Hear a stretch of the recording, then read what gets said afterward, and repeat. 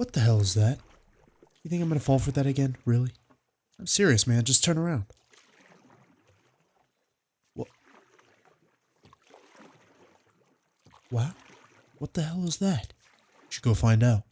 No. Do it. No. Do it. Fine. Wait up! Well. God damn it, Scott. And yes, that is essentially what happened.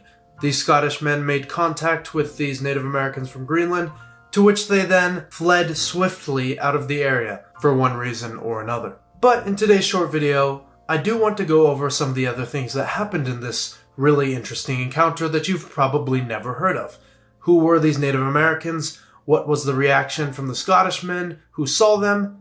Why they were in Scotland? And more. So, let's get into it.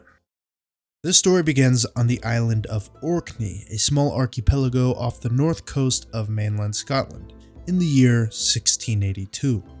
A man named James Wallace spotted what he claims to be a Finn man. One of these Finn men was spotted on a little boat and disappeared when the islanders tried to apprehend him.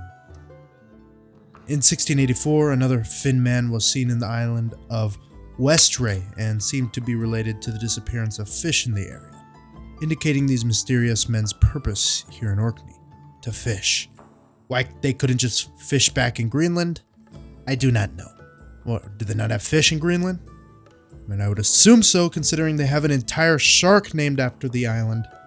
Anyway, a small boat was also captured, but without any owner.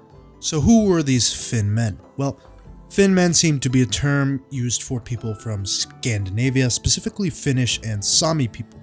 So if these Scottish thought these mysterious fishermen were from Finland, and Finnish people usually look like this, why am I saying they were Native Americans, who look nothing like Finnish people? Well, it became clear later on, specifically to James Wallace's son, who wrote a further account on the incident, that these men were Inuits from in and around Greenland.